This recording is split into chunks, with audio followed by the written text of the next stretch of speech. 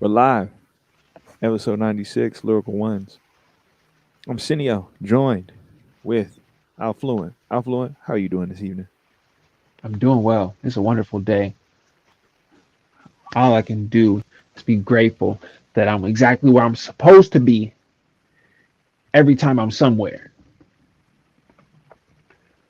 Anywhere I'm at,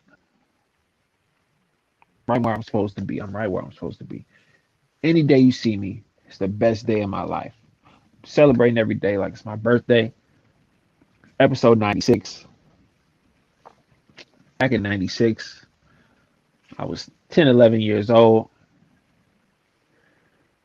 It's interesting because for most of the year, I was 10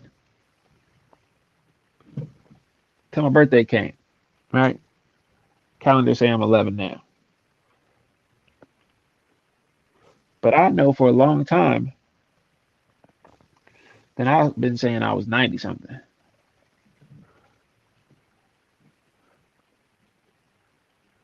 And I think sometimes when you go through ups and downs and you learn some tough lessons, some of the excitement of discovery loses some of its luster. And you have to like gain it back. You have to acquire it. You have to like train your mind to stay in a space of exploration. Because there's so much more to see. Gullah Gullah Island. So, Cineo, what's life been showing you, man? How you Binya, living? binya, That part. binya. Just put your foot in your hand. I mean, for That those means that know, hurry those up. that don't. That means hurry up. What is it? All the good things that we plan? That's So right. let's all go say together in the bright sunny weather. Let's all go. Man. Gullah Gullah Island. Gullah gullah. Binya, binya. Binya But, Binya.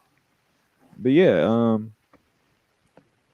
man, 96, 1996.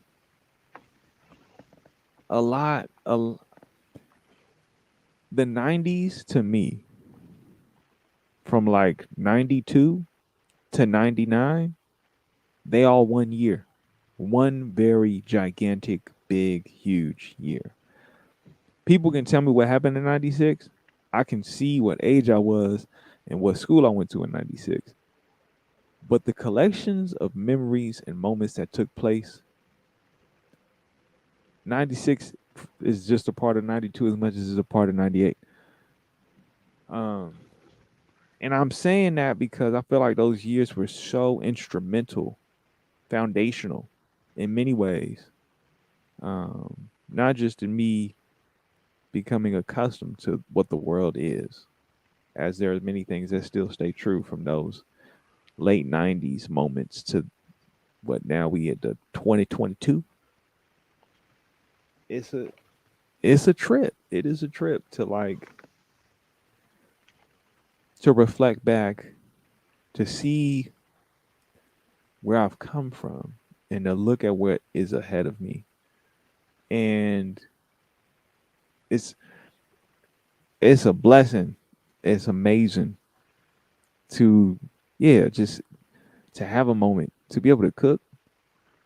Man, scrambled eggs was my go-to in 1996. Cup of noodles, top ramen. We would take margarine and syrup, put it on a plate, put it in a microwave, make some toast, and then just throw the toast on the plate and flip it around and eat that because that was a treat. That was elegance at its finest. If you could get some Sunny D in your house or some Tampico or the purple drink, the blue drink, or the red drink, like those were special moments. Don't not even considering if you had Minute Maid. Like Minute Maid was a like Sunny D was like champagne to some people now, right? This drink of like elegance and like every so often the every so often blue moon type theory, right? But Minute Maid, that was like top shelf, top tier juice. Like if you had Minute Maid, man, or Kerns, who birthday was it? Somebody birthday must have just happened. Look, So go ahead, go ahead, go ahead. I'm just saying, like when I think about that, when I process, I like how it just froze on me. It's a cool shot. I wish I could just like I'm gonna have to screenshot that real quick because that was a good one. That's a good shot right there. That's what I'm talking about. Yeah, we got a double takes. So just thinking about 1996 Minute Maid, thinking about the corner store, thinking about how you could go to. For me, it was like I guess it's called Foothill Market. I guess that's what they called it. Foothill Market right there on San Bruno Avenue in San Francisco, on the southern side of the city. And that's where I would go. I would go there, get some airheads, get some lemon heads, get my now laters, anything that was like a quarter, because then you coming out with a variety of things. 1996, when The penny jawbreakers though. man, I thought people like I remember the first time I saw the big jawbreakers. Like I don't know if you remember, there was a candy store on San Bruno, or it was a pastry shop, and they Silver. had, oh Are you talking yeah, about it was on Litos? Silver, Litos on San Bruno right there next to Bacon. Litos was the bakery. Litos was the bakery, and they had the gigantic jawbreakers on the counter. And I thought people was so special because I never went into Litos till after I found out about these jawbreakers being there. Like I always go to Round Tables, which is right next door. Yep. But to find out that you could get one and it could last you about a week, because if you like if you You make it just last, wrapped it it'll right. last. If you wrapped it right, Yeah, if you wrap it right, don't let it fall and roll down the street. yeah. And if you didn't have no 19, ants at home, yeah, you was good. Keep it in your yeah. backpack. If you had ants at home, you better find some foil, find a. I remember people put it in a potato chip bag just to like You keep leak. it safe. Man, 1996. Like I said, 90s is one big year to me. Tupac released Machiavelli, Don Illuminati, 7 Day Theory, and released All Eyes on Me in '96. I bought that on cassette tape from back to That was a back cold on tape. silver. Oh, back to back on, yep, on there right up the street from the soccer equipment shop.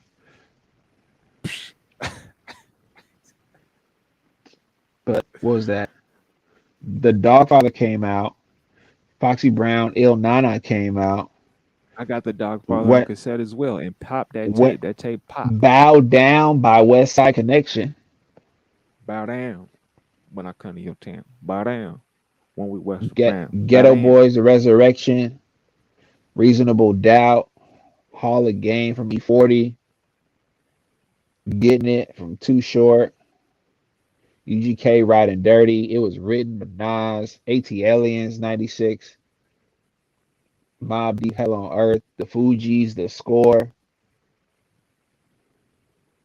Redman, Muddy Waters, Illadelph Half Life from The Roots, Man, all that's a 96. tough year.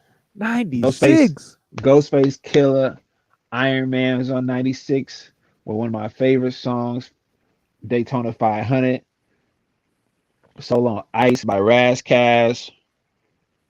What was the world doing to produce this amount of just incredible classic, just phenomenal heat That's in pain. 1996? The only way creativity come at you like that in any genre is from pain. I mean, pain yeah, is you're su- right. Pain and suffering. People Pull coming up, out of the crack pull up. pandemic. Yeah, people come out the woodworks with heat.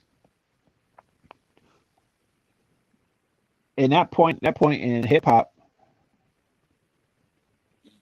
the focus has shifted from drugs being a problem in the neighborhood to drugs being like the lottery or the come up. And that was the subject matter of the genre, is that hustling was a way for you to get ahead. And one of the reasons that Pac stood out, because he was not selling drugs, and he was not talking about selling drugs. He was still talking about the impact that drugs was having on the community in some of these marginalized demographics, how they were affected by it. And he was he was doing the backpack rap before backpack rappers were, right? Because he was in a space of talking about emotional process while talking about gun violence.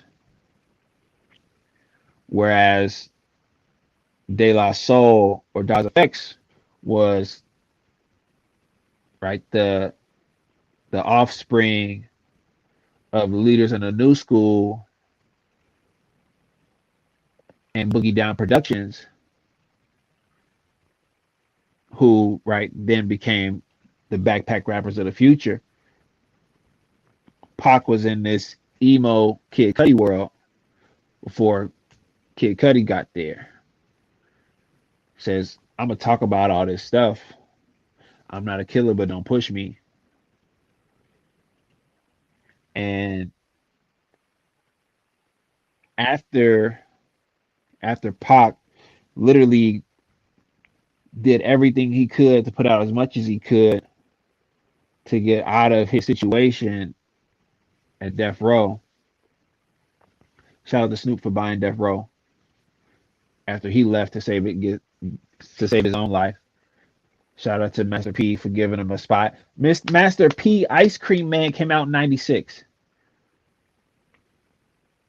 Shout out to P for having no limit and a place for Snoop to go when it wasn't safe for him to be in Death Row no more. Wasn't safe for him to be in Cali no more. And treated him like hip hop royalty that he was, and then learned and taught him the game, taught him how to own, how to be a mogul, how to diversify, because P got like 70 businesses today, right now. And it's crazy because as Pac was putting out everything he could, we only got to see Pac in this certain mindset, in this certain space and time in his life, and we didn't get to see him mature. And I always think, oh man, that's really sad. And as I contemplate the sadness of that, it reminds me how grateful I am that of the artists that we have seen mature, and seen some of the artists, right, stay in their lane as well. Because like I could look back and listen to Two Shorts Getting It, and then I could listen to Short's new album from last year, and I may not find the same bars, but I could find the same subjects. And to some degree, 40 is on the same height. 40 is like hustling too. Hall of Game came out in '96, and 40 got like 25 albums since then. Something crazy. But he's still talking about hustling, gritting and grinding. And if I think about myself as a creative, I like to think that my content stayed on theme. That the messages have grown and evolved, and the bars have changed, and I became a little bit more polished. but the message of self actualization and self awareness was always, I think, at my focus, even when I was painting or drawing or sketching or writing poetry or spoken word. I was never trying to tell somebody else's story. It's I was always trying to examine my own life and my own perspective and saw how I saw the world, because understanding that for myself helped me to navigate a little bit better. And it helped me, I think, feed my own desire or sometimes greed to understand my role and the way the world worked and how I could navigate it. Because I think growing up after I lost my father, I was struggling to navigate it. And then it became a thing of, I really need to learn how to navigate this, because right now folks is just pushing my buttons. And I was giving up the control to people around me. And it when I learned that I could get that control back, I went too far one way. I became rigid and a perfectionist. And at the same time, with my insecurity, tried to be some form of a people pleaser. And as I kept on that journey of self awareness, and I think my art helped a lot. My art helped a lot, and spending time writing lines in the shower, just like rapping to myself, helped me formulate thoughts about the way I wanted to show up, and then who I wanted to be for myself, for my future self, who I wanted my future self to be for my past self. I look at all this art that came out in '96. Say, man, have I ever been in that much pain that I needed to create like them? Have I ever felt like I had that sense of urgency or desperation that if I didn't do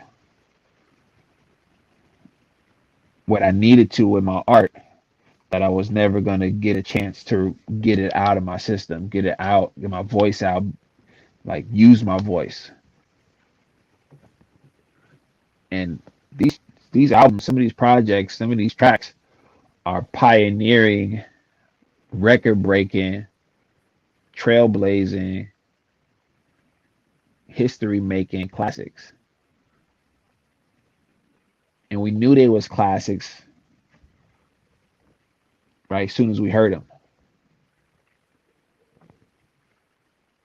Like if you start '96 and you say the score by the Fugees, right? It's just like a master class of musicality, lyricism,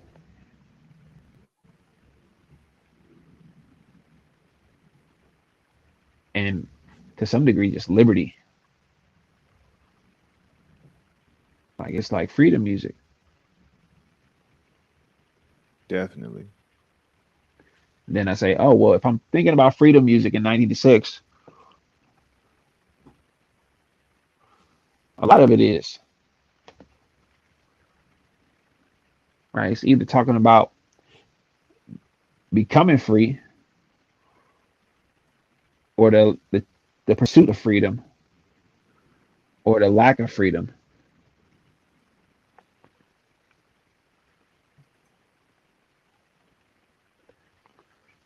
'96, episode '96, Lyrical Ones, Cineo was good. Lyrical ones. Yeah, no, I mean, hearing that makes me reflect on like the growth in the process, the similarities of like how loss impacts, when it's family, when it's close, when it's people you love and you know, like it's like I have these two conflicting thoughts right now. One thought is, as a child, having those thoughts of this can be taken away from me, right? What I have with my family, what I have with my parents, you know, as unperfect as it was everything. It was amazing. It was cherished.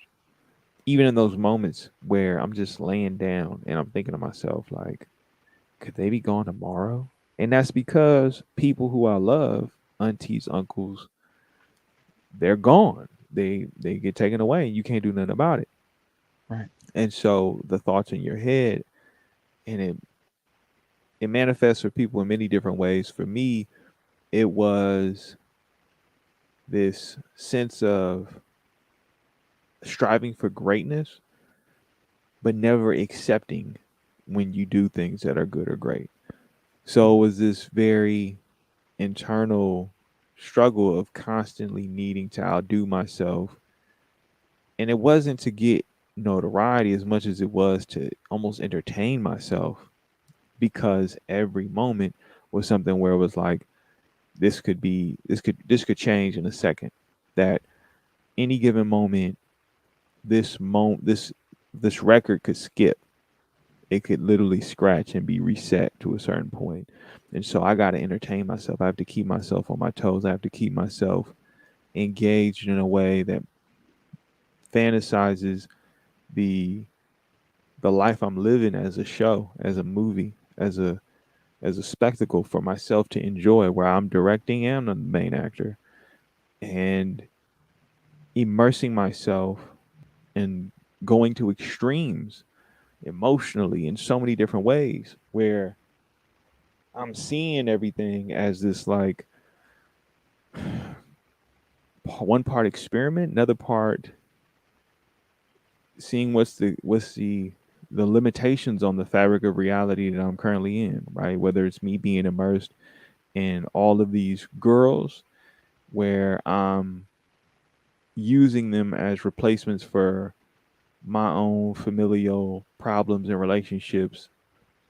It's like, or taking these risky chances and actions as a child, where it's like, yeah, like I remember being in middle school and like for no good reason smoking weed on the yard in 6th grade right before a dance.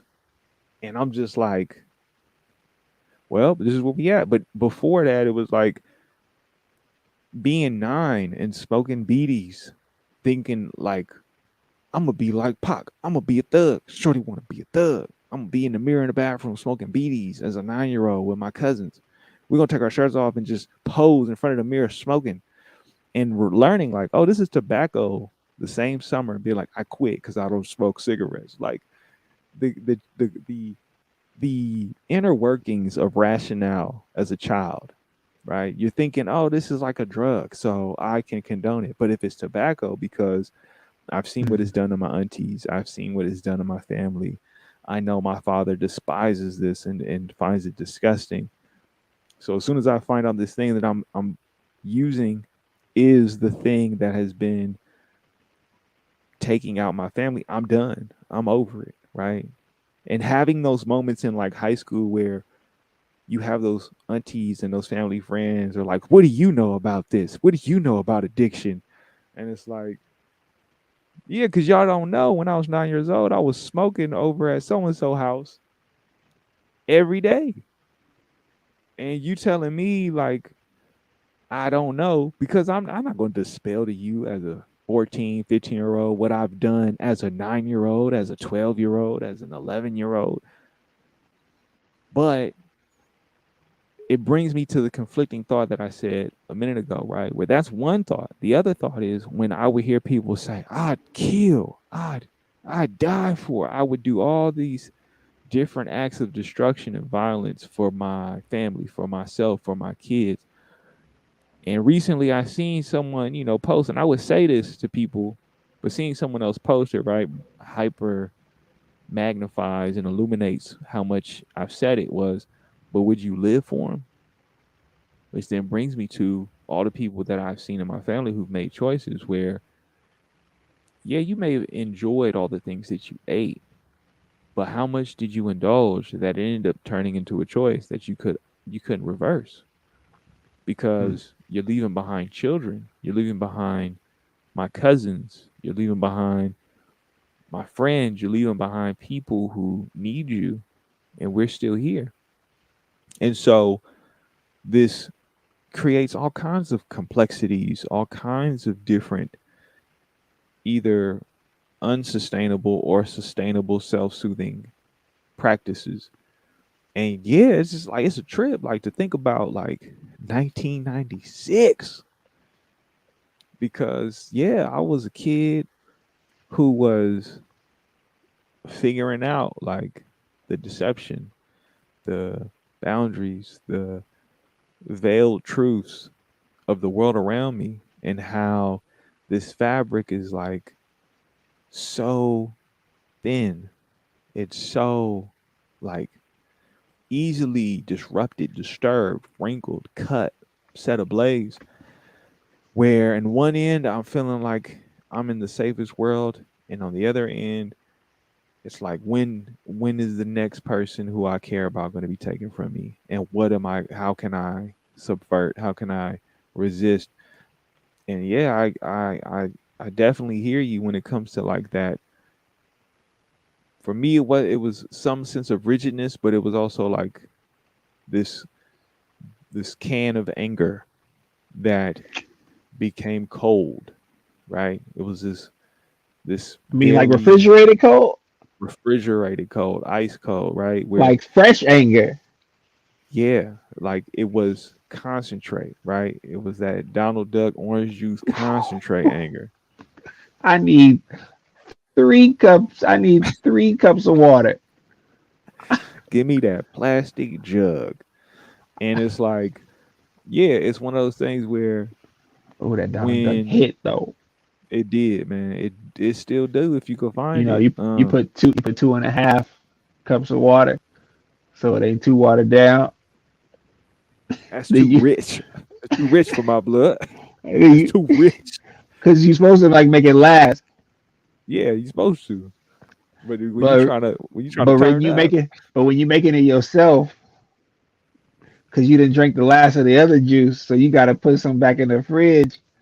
You like, let me leave a little bit in the, let me leave a little bit in the can, so I can have it potent one time, so I can sip it out the potent, can instead potent, of out the pitcher. Let me leave a little bit in there before shake it before I around, that little ball before of ice.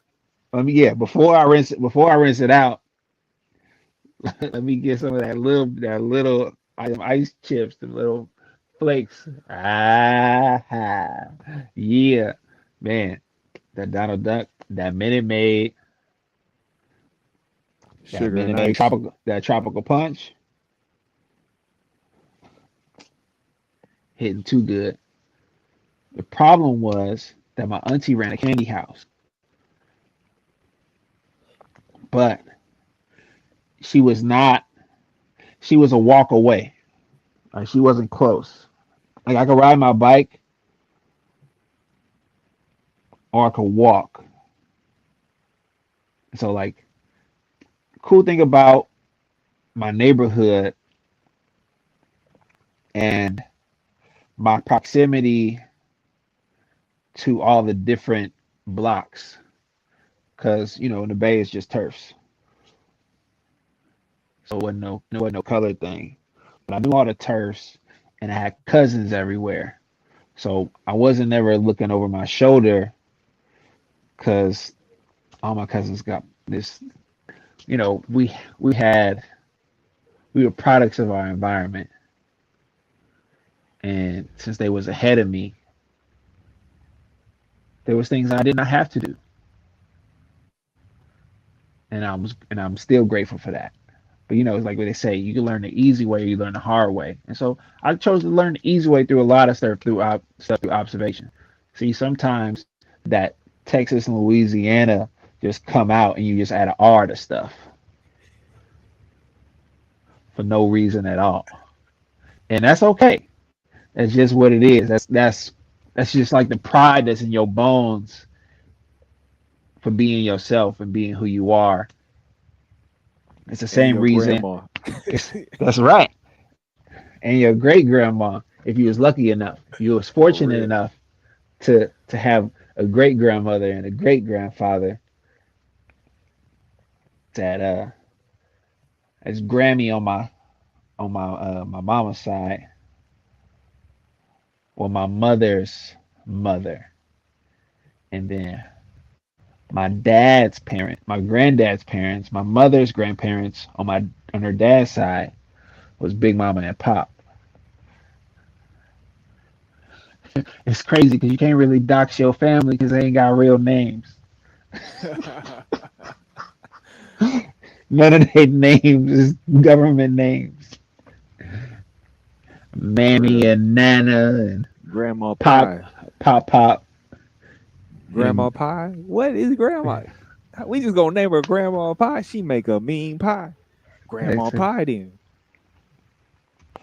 yeah. My dad's mother just went by T.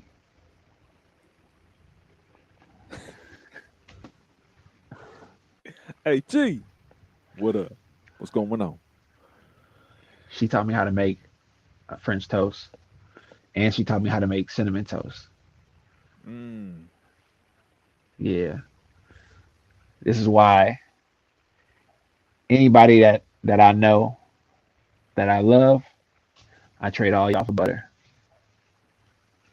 It's just what it is. The whole LO crew, lyrical opposition. I love y'all, all the lyrical ones. Everybody's got a story to tell. If Butter's involved, me and Julia Child holding it down. Me and Julia Child holding it. Wow, wow. We we had the Julia Child cookbook. Bon appetit. It ain't had no pictures in it. It is the coldest, most ruthless cookbook, most dense You gonna learn how to study cook. study material. You have to read these words. You got no proof of how it's gonna come out unless you make it yourself. There ain't no hints. You better you better read these ingredients. Figure it out.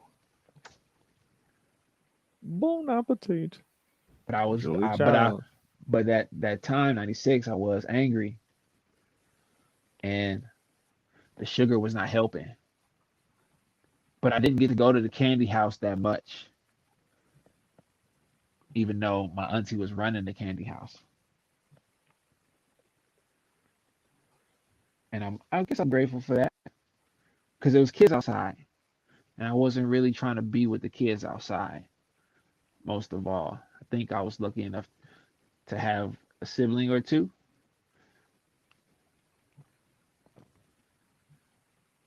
and because my brother was 7 years ahead of me, we had video games and we had albums that I couldn't afford to buy,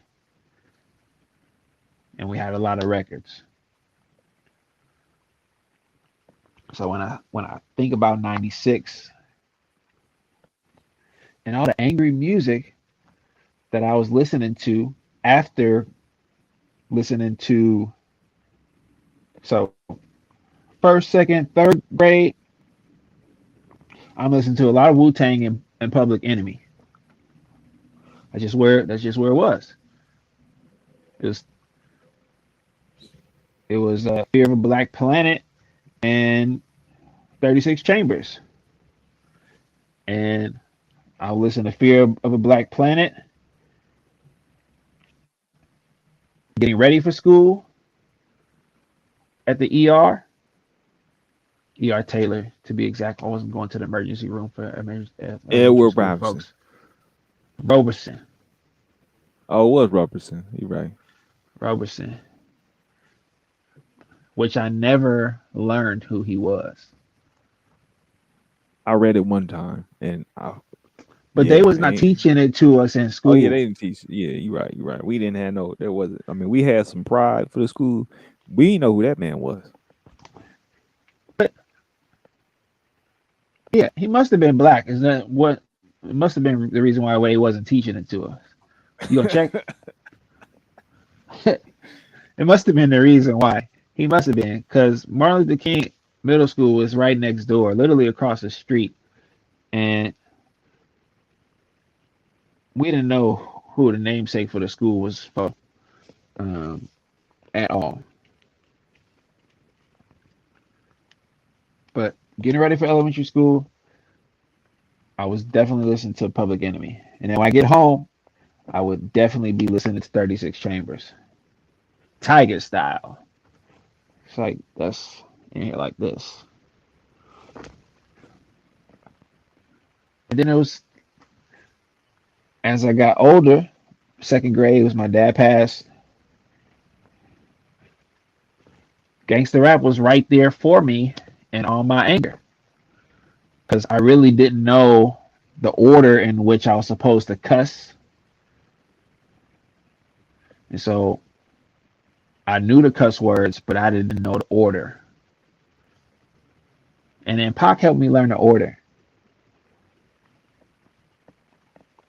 Like I couldn't really, we wasn't really it was a more a UGK and West Coast rap down south and West Coast than we were at East Coast.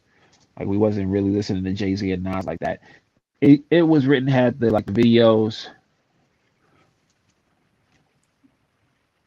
but I wasn't all the way in the Nas bag until till middle school, high school, and I was never a Jay Z fan. And I like the more mathematical, introspective, hustling Jay Z.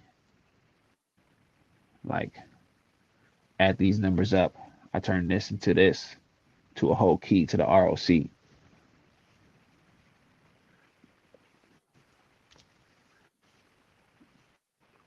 But that anger in those elementary school, like that anger, like carried me so far. But the rage was what was limiting me. It kept me vulnerable to people wanting to influence me, and I had to learn how to release that rage. And then over time, I learned that with low energy, I became short with people. With low energy, I didn't have the patience or the grace to manage my emotional activations and triggers.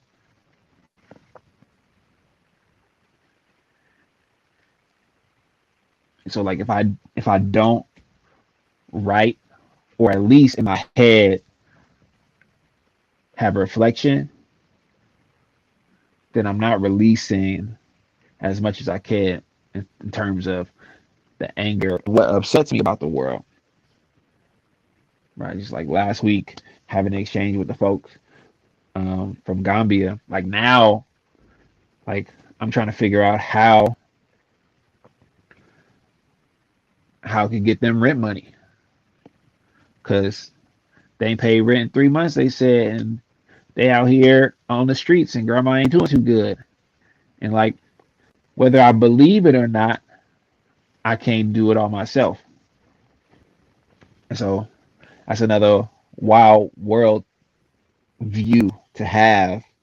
With the world being so small, it's like how do you organize and advocate for people when you feel what they're going through and you're not in a position to directly resolve the issue?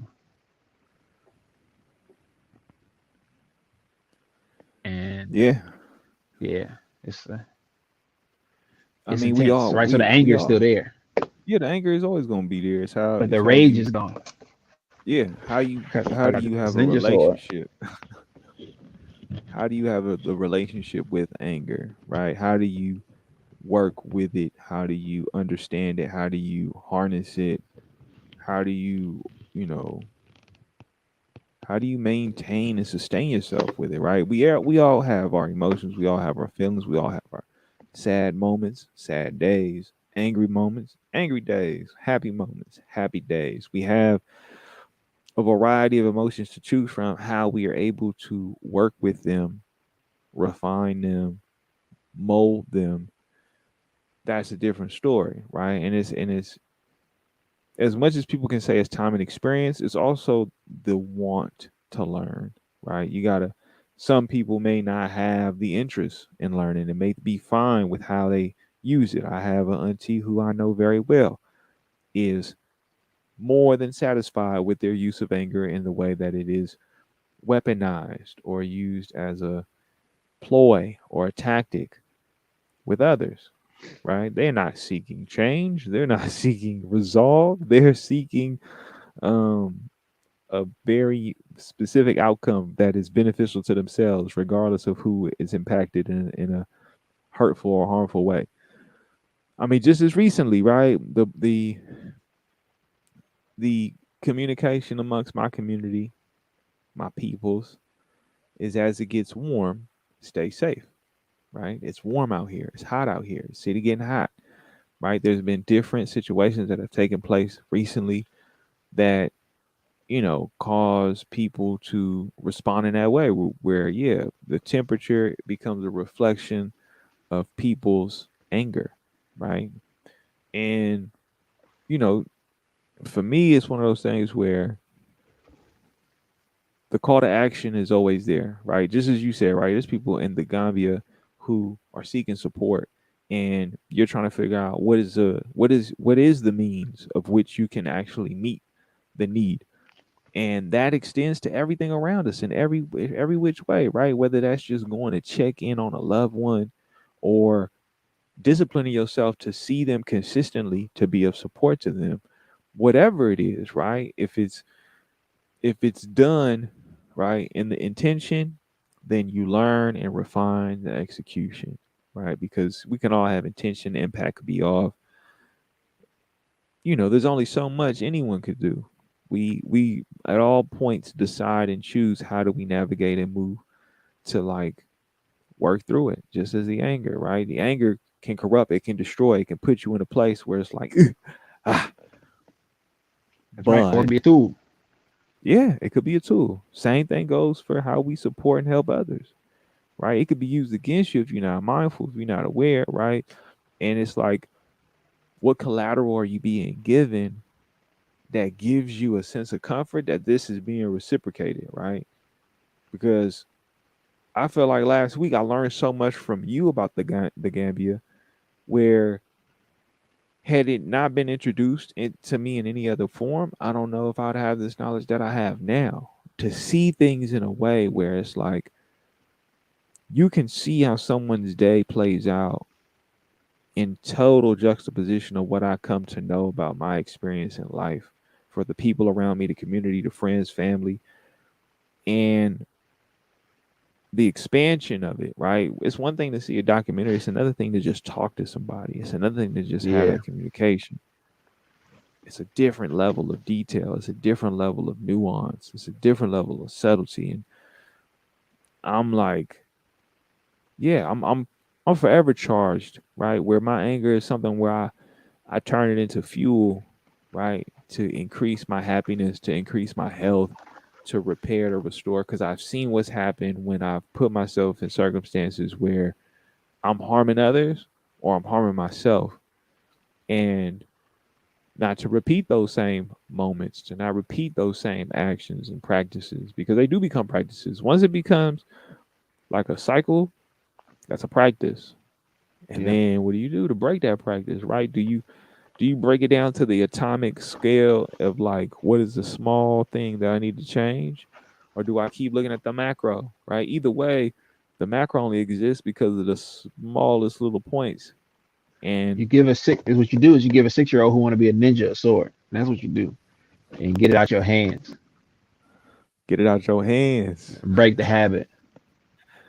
I mean, I don't know if you've seen the what is it, Kotaro Lives Alone on Netflix, but man, Not that's what it yet, remind man. me of. Not yet. That's Not gonna yet. wind Not me up. yet. Did you finish it? I did. I did. I mean, Ooh, you binge watched it? I didn't binge watch it. I watched up until the last episode, stopped for like 2 weeks, and then finally watched the last episode, and I was like, Oh, that's a good time. man, it's just one of those things where It's a 12 episodes. I think it is. It's like 12 or 11. But the hate you give little infants, I tell you right now, Thug Life.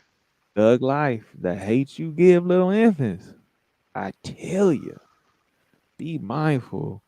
These kids, they got rights too. I know that might be strange for some of y'all to understand or hear right now, but kids got rights. They They not whole just people. accessories. They not accessories to your love. They not accessories to your life. They not accessories to the extension of your genetic sequence. They're Oh, that's good. I beings. like that.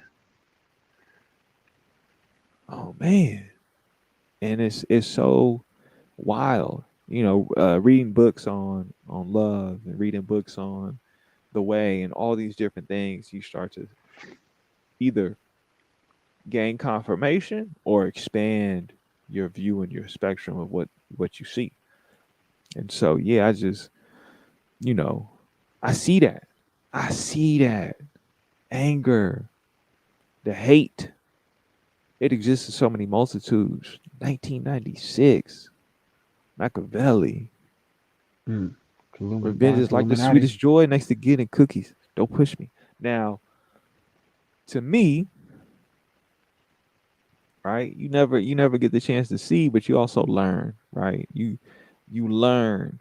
I am quick to point out what the possibility of the lesson is in these moments. I'm saying I'm not passing judgment.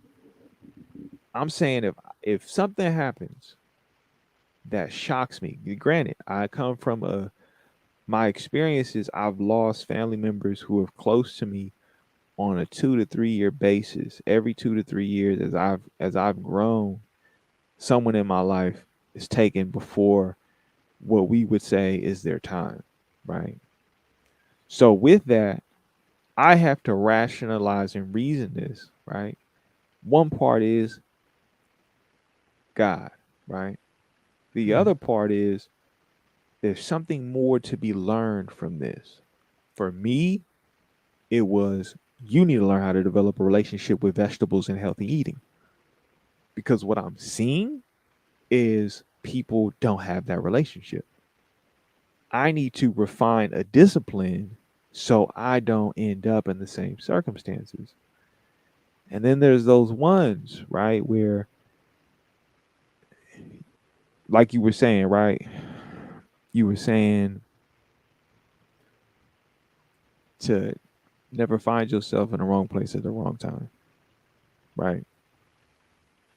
Yeah. And having said that, that comes from a level of experience.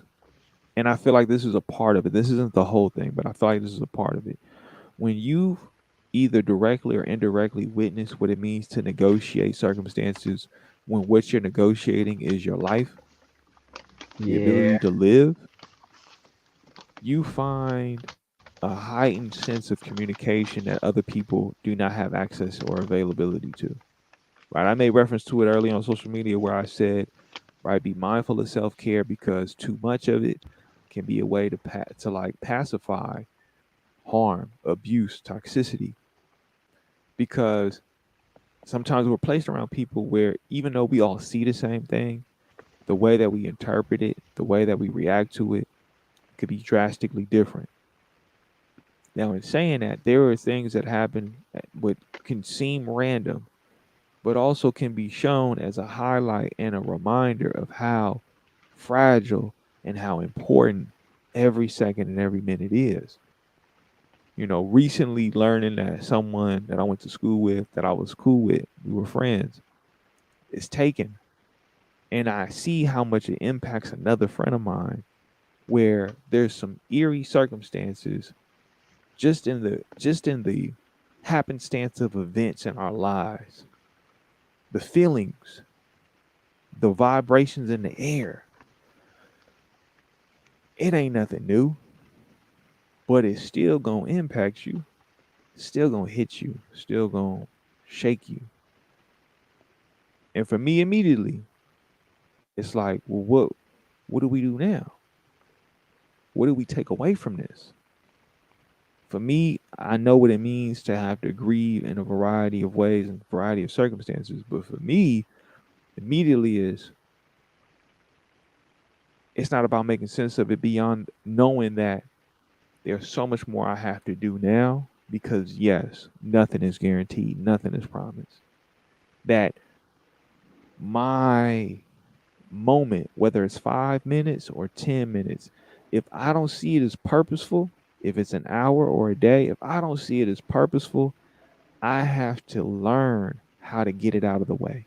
Because what I do know is that every second counts. For me, not for everyone.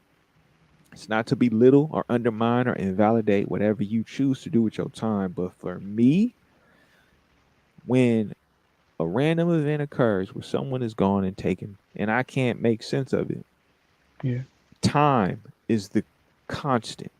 Time is the unifying body of measurement that we all share as we have these conversations, as we share these moments. It is time. And for me, knowing that I come from an environment where people who look like me are often the ones subjects to death, right? Subjects to death. I am forever reminded that yes, time is so crucial to enjoy, to love, to cherish, to absorb every waking moment with a sense of discovery and appreciation and gratitude, and that I have a choice on how I receive these moments, how I am present in these moments, what I decide to do, and who I choose to be with, who I choose to see and spend the time talking to, how I use this time more than ever. Because what I don't want is to put myself into circumstances where I pacify, where I become content with something that is actually ailing me, that is Yeah. harmful to me, that can be make me subject to something that is not sustainable. It's so important to see for me, not for everybody, to That's good. really take into account, right? Time is so precious. And so when these things happen, in order to honor the moments that I shared, the aspirations, because anybody who know me, what you want to do? What's next? Right? We share, we gonna exchange, we gonna build, we gonna have those moments. I can't force nobody to do nothing. But if I told you and shared with you what I intend to do, I gotta lean even further into that. I gotta push even more into that, right? I left my job. I left it with the intention of working in something that matters to me more than what I was doing prior, because what I was doing, as much as I loved it, was harmful. And now, as I've leaned further into what means the most to me, the joy and the discovery, not to say it's all roses, it gets stressful. It does. The anxiety will come. There will be moments where you question yourself, but it is not the same as what it was before. The pain, the frustration is so much more different. And That's I'm the truth. appreciative and thankful for it. I am so grateful for it because I'm experiencing something that is totally new. It is scary and Told you yet it's coming. majestical. I mean, you did. I've been saying it like, man, Alfluent said, he was like, hey, people come here and they just be leaving their jobs and going off in other directions. He was like, just wait, it's your turn. It's going to be your turn next. And I'm like, yeah, whatever. But no, it's true. When you put You more really did think intent, that I did. I was like, too. man, whatever, bro. You on this stuff. You really thought. What he talking about? He gonna tell me? How he gonna tell me? I just got here. Well, little did I know. I did Look say at that now. when you just got here. Like, hey, we out. And that's literally like, but it's so true. Like, yeah, I prepared my parachute and I took a leap of faith. The parachute for me ain't the same for everybody else, right? There's gonna be hefty taxes and things I'll have to pay back. But that is what I was willing to do. That's what I was willing to pay for. That's a price that I am willing to take on. And that's not for everybody. But I am more than happy to do so because it grants me so much education, right? Like I've always said, mental health education is a component of that. And the education and the experience that I'm receiving and I'm obtaining, it is so much more than just the dollar amount associated to whatever the taxes are at the end of the year for what I've decided to do. I am Man, so elated. I'm filled with so much joy. Like to however you want to define God, you look at the sun, you look at the sun long enough, you're gonna go blind. However you want to see it, referring back to what we said, right? The hmm sun is always rising as it is always setting. If you want to see an ultimate power beyond your scope and ability to contain, look no further than the land as it illuminates in front of you as the flowers bloom and the fruits sprout. Man, to say that I feel so much more closer to divinity, having left this cycle behind that I see no longer serves me, I'm able to serve a bigger purpose and it's filled with love. I'm just saying, every yo, moment counts. the trippy thing about Easter is we didn't always use, well, we, right? Society did not always use the Gregorian calendar that we use it now, right? Yeah. So the year used to start in April, right? That means that the spring equinox would come and the new year would jump off. So the beginning of the year was actually aligned with nature's beginning of life, right? Blooming and things. And then the Pope was like, let's switch it. Let's roll it back to January, right? And so that's where April Fools came from in the first place. Was like folks were still celebrating the beginning of the year on April, so April 1st became April Fool's Day. It's like you a fool for still celebrating it on in April. You tripping. But the jip about the holiday of Easter is that it moves along with the moon, right? So you got the new moon and then the full moon. So you got the full moon that's after the spring equinox, right? Gives you whenever Easter is. And that's trippy because if you're talking about Easter and Jesus, uh, somebody got to look at the calendar because what calendar was y'all using that made it April? But whatever. Easter coming up this weekend. I'm competing in a tournament, Genesis 8. If you know, you know. Super Smash Brothers Ultimate. We back in person in the Bay. It's going down. I'm hyped. It's gonna be fun. 1,900 people playing Smash Bros. Lots of vendors coming through. I wish I had a custom mask. Nah, I guess I don't really wish it. But it's fun to do the flamboyant thing every once in a while, like E40, Mr. Flamboyant, Mr. Flamboyant. who just launched the ice cream. This is not any advice or promotion, but the goon with the spoon got ice cream coming out. He wild. I think it's beautiful. I think it's amazing. I mean, He's for still wild. It E40, is. It right? is amazing. Like E40, E40. the what I remember about the name of E40, right? was that he was eating a burger with a 40 ounce, right? That's what I remember. Could be wrong, could be way off.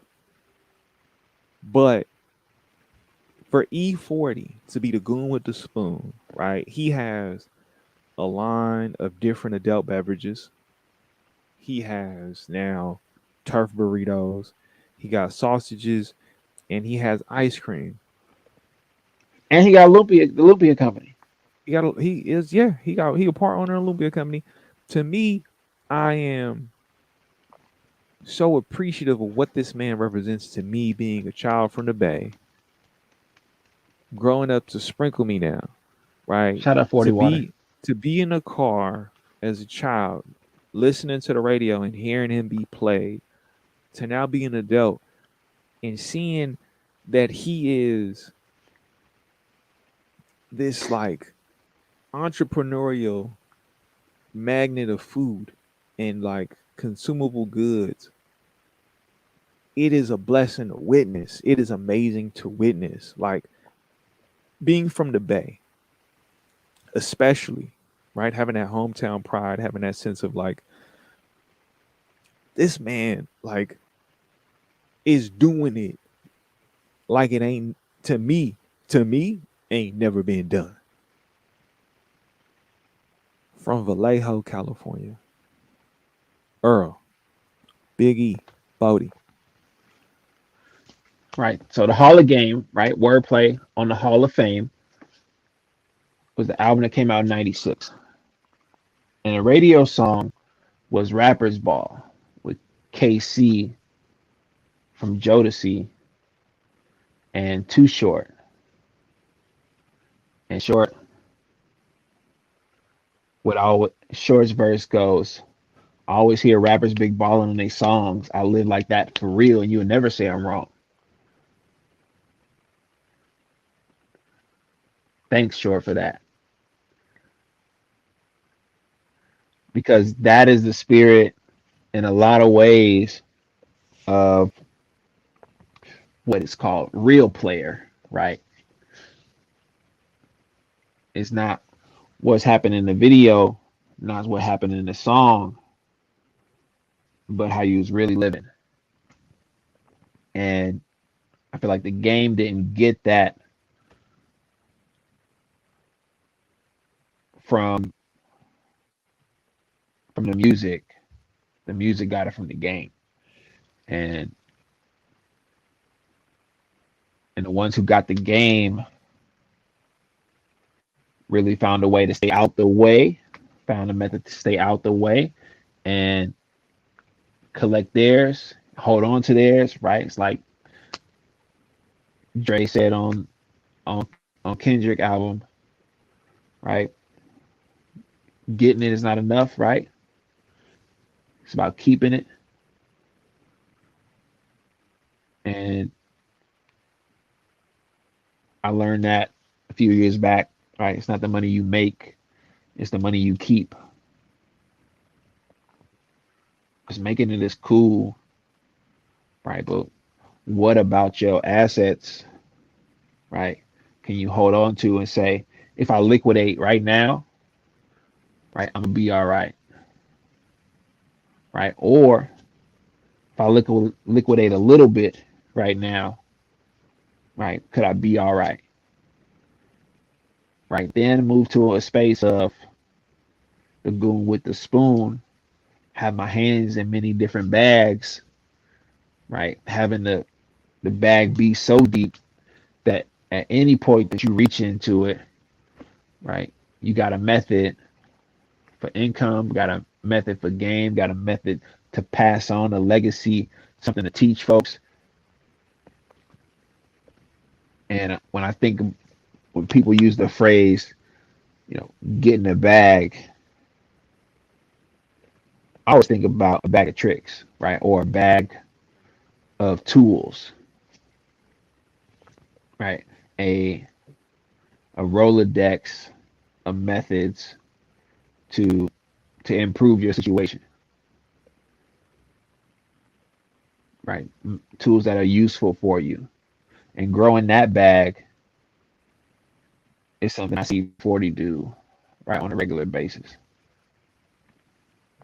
right, from the Earl Stevens selection to the Goon with the Spoon, right, to switching up his brand to not just be a hustler from Vallejo, but to be the mogul who is visible at a Warriors game, visible at a Giants game, right? Just as visible as the mayor of the city, just as visible as a Hall of Fame player or the home run king in baseball, where there's a lot of people that say the Bay Area is a large market, but people argue also that from an entertainment standpoint, it is a small market, right? A lot of movies get made around the Bay Area, not necessarily in the Bay Area. A lot of commercials get shot out here, and scenes. Some movies get made. Just had a Marvel movie made out here. Two of them with Sony. Venom was shot out here. I think Venom 2, and then Ant Man. No, not yeah, Ant Man and Wasp was shot out here. Don't forget the Bay Area triple feature. Oh, The Matrix No, no, and no, no, John no. Oh, Wick. well, that yeah, you're right. You're right. No, I was gonna say was Blind Spotting. Sorry to bother you. The Last Black Man in San Francisco. The Bay Area triple feature. Oh yeah, for sure. And and the first movie I knew, I guess the second movie, the first two movies I knew that were filmed out here was the OG Bullet Steve and McQueen. and Riding through McLaren, and then all of a sudden end up downtown. Continuity issues, but hey, that's how we do it out here. that's Hollywood. Then Hollywood, baby. The Streets of San Francisco was a TV show, and then Spike Lee filmed a movie for Showtime